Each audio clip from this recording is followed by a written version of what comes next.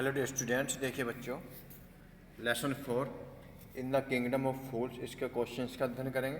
सभी बच्चे ध्यान से समझेंगे। सबसे पहले इसकी कहानी देखते हैं, थोड़ी जो कहानी है वो देखते हैं सभी बच्चे। तो इसके लेसन के अंदर है क्या, देखिए।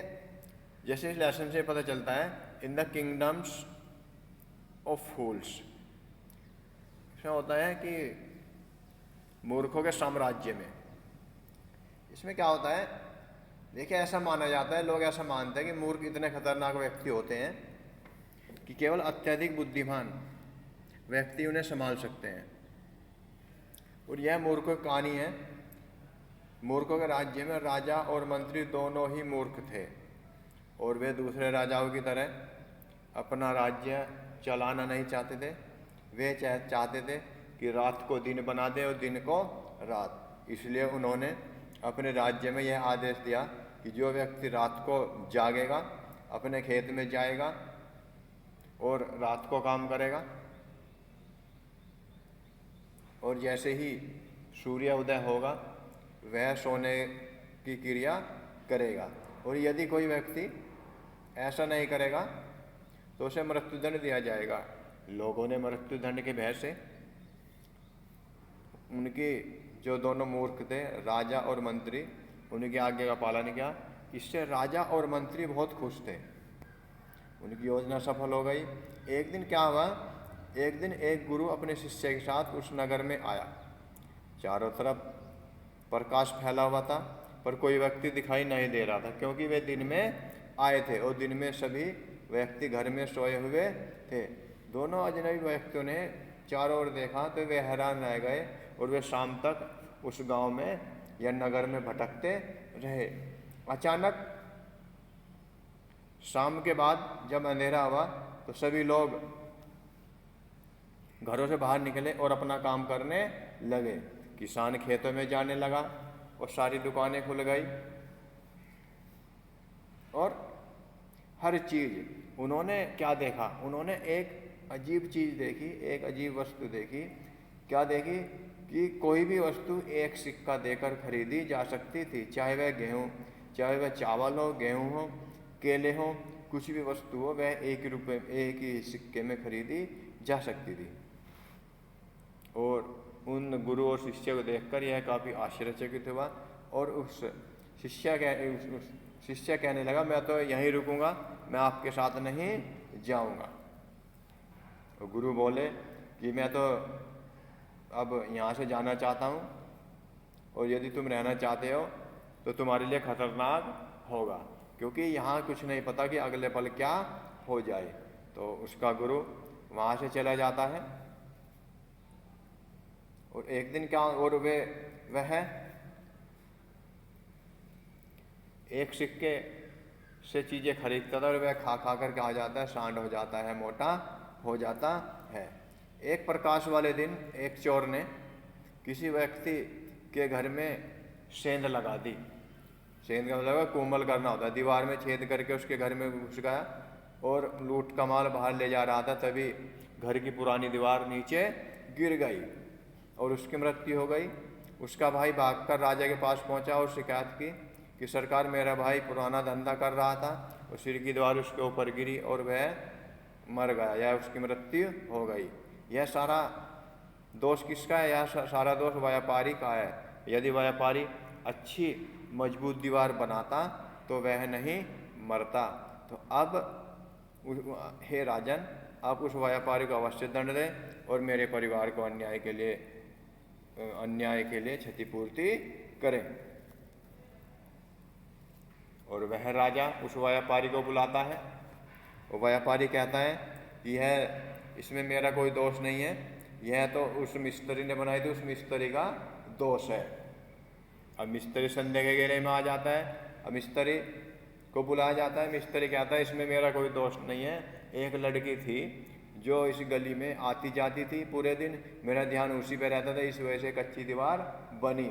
यह उस लड़की का दोष है जो पैल खनकाती हुई जाती थी और दिन में पता नहीं कितने चक्कर लगाती थी। अब राजा आदेश देता है कि उस लड़की को बुला कर लाओ। उसके मंत्री लड़की को बुला कर लाते हैं, और फिर वो भी संदेह के घेरे में आ जाती है। लड़की कहती है इसमें मेरा कोई दोष नहीं है, इसमें उस सुनार का दोष है, जिस सुनार ने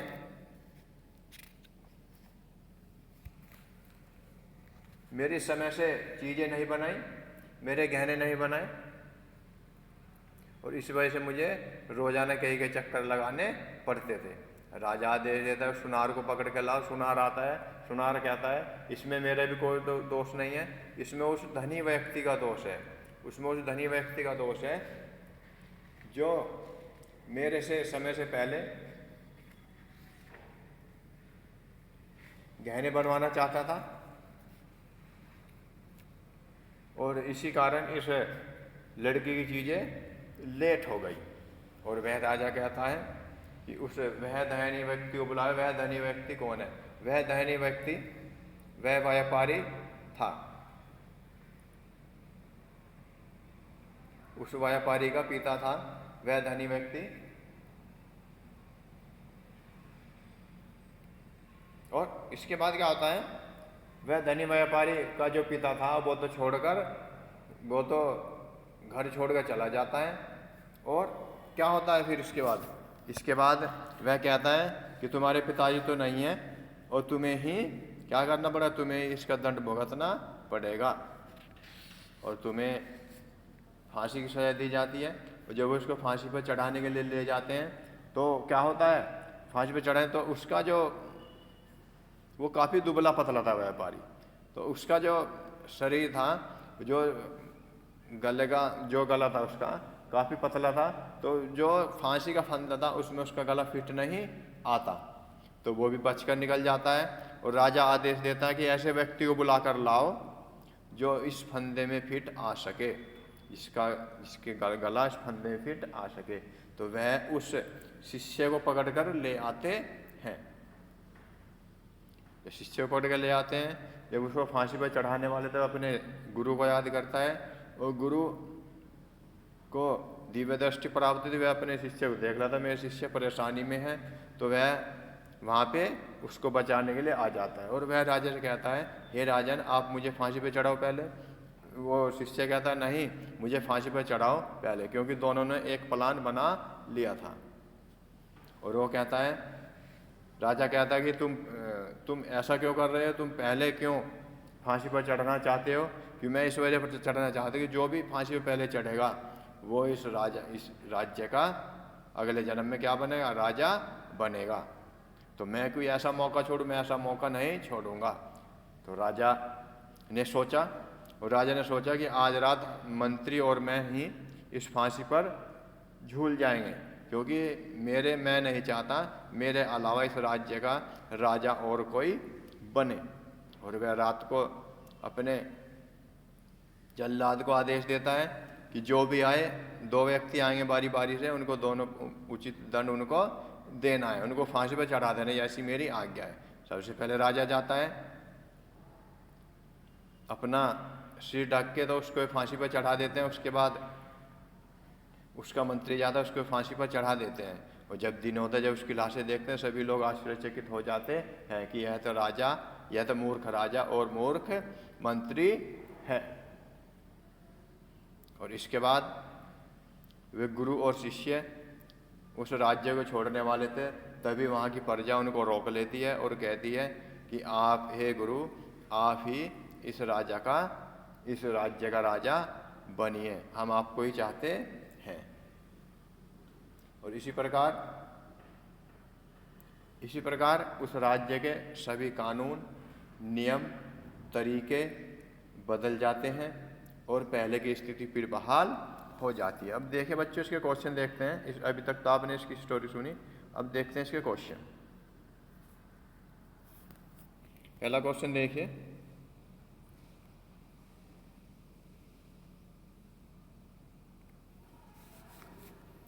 what are the 2 strange things? मूर्खों के सामने 2 ऐसी वस्तुएं कौन सी थी? The guru and his disciple find in the kingdom of fools. जिन्हें गुरु और शिष्य अजीब पाते हैं। In the kingdom of fools, मूर्खों के साम्राज्य में। पीपल वर्क ड्यूरिंग नाइट, वे दिन के समय क्या करते, दिन में कार्य करते थे। And sleep during the day, और दिन में सोते थे, यानी रात को काम करते थे और दिन में सोते थे। Number 2, everything there cost the same price, हर वस्तु की कीमत एक ही थी, हर वस्तु की कीमत एक थी। Why does the disciple decide to stay in the kingdom of fools, शिष्य मूर्खों के साम्राज्य में रुकने का फैसला क्यों करता है। Is it a good idea, क्या वह विचार अच्छा था। देखते हैं। The disciple wanted to stay in the kingdom of fools, शिष्य मूर्खों के राज्य में ठहरना चाहता था। बिकॉज, क्योंकि एवरीथिंग, प्रत्येक वस्तु, here could be bought in very low price, प्रत्येक वस्तु बहुत कम कीमत पर खरीदी जा सकती थी। बट लेकिन it was not a good idea, क्योंकि यह अच्छा विचार नहीं था। बिकॉज, क्योंकि he fell into trouble in kingdom of fools, क्योंकि वह मूर्खों के साम्राज्य में परेशानी में पड़ गया। Name all the people who are tired the kings court and the gives reasons for their trial, उन सभी लोगों के नाम बताओ जो राजा के न्यायालय में जाते हैं और उन पर मुकदमा चलाने का कारण बताते हैं। उन पर मुकदमा चलाने का कारण बताओ।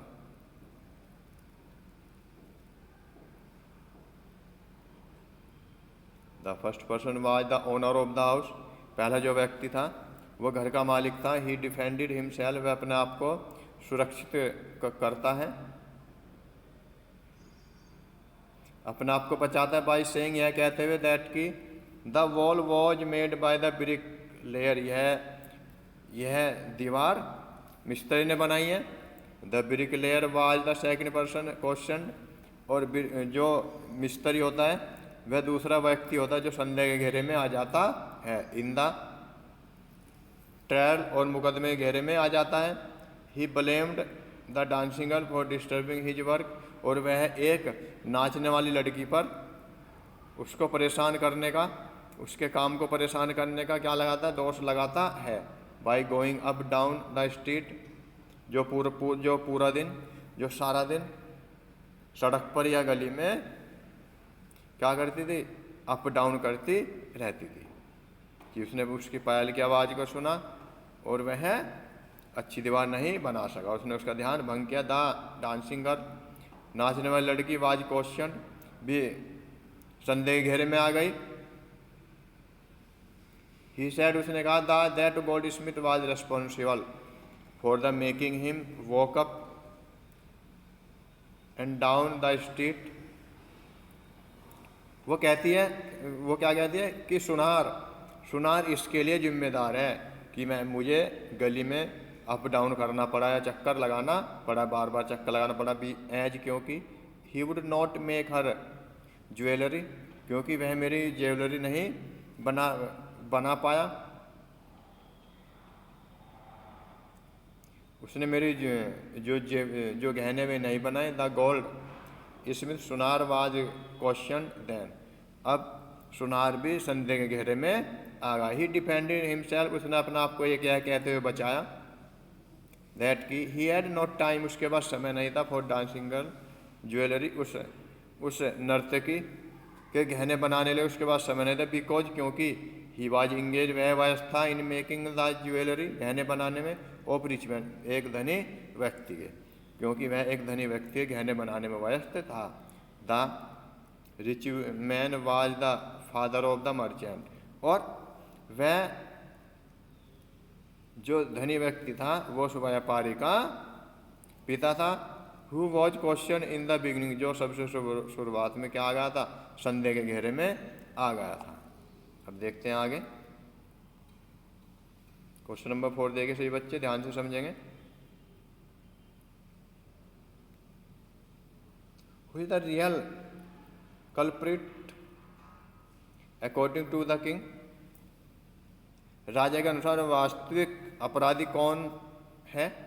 Y does he escape punishment, और वह सजा से कैसे बचा। The merchant's father was held responsible for making the wall week,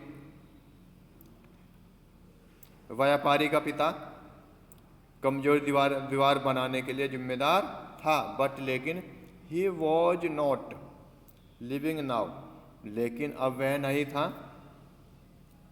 he was not living now, अब वह वहाँ नहीं था, सो इसलिए, या वहाँ नहीं रहता था, लिविंग में रहना होता है। The merchant was to be punished in the palace of his father, और इसलिए व्यापारी को उसके पिता के स्थान पर उसको दंडित किया गया, उसको दंड दिया गया, बट लेकिन ही इस्केप्ड, वह भी बच गया द पनिशमेंट, दंड से, बिकॉज क्योंकि ही वाज सो थिन, वह इतना पतला था, दैट की he could not be executed properly in the stake में, क्योंकि फांसी का फंदा उसके गले में अच्छी तरह से या प्रॉपर नहीं आ सका, इसलिए वह भी सजा से बच गया। क्वेश्चन नंबर 5 देखिए, what are the guru words wisdom, गुरु के बुद्धिमान शब्द क्या थे। When does the disciple remember them, और शिष्य ने उन्हें कब याद किया। द गुरु वर्ड्स वर, गुरु के शब्द थे, this is a city of fools, क्या थे कि यह एक मूर्खों का शहर है। यू डोंट नो, तुम नहीं जानते, what they will do next, कि यहाँ पे अगले क्षण क्या होगा तुम नहीं जानते। द डिस्किपल रिमेंबर्ड, शिष्य याद करता है, दीज वर्ड, यह शब्द।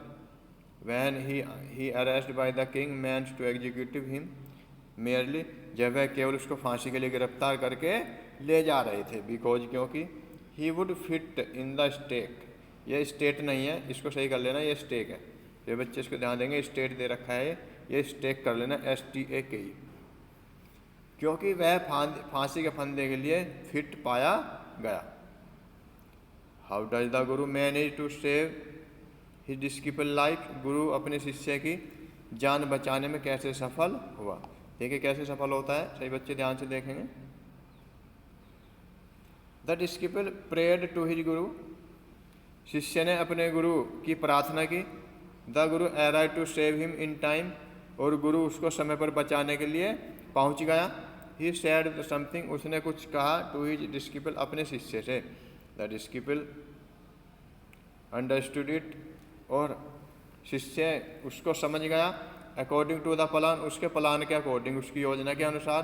The Guru asked the king, गुरु ने राजा से पूछा, to executing him the palace of his disciple, कि वह अपने, गुरु ने राजा से कहा, क्या कहा, गुरु ने राजा से कहा कि वह अपने शिष्य के स्थान पर फांसी पर चढ़ना चाहता है। The guru and डिस्किपल started to क्वार्ल, और गुरु और शिष्य झगड़ने लगे।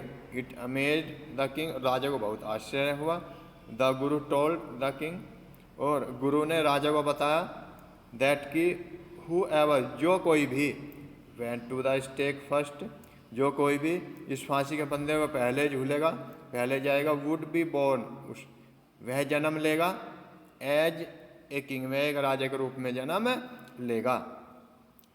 King wanted to be a king, राजा बनना चाहता था।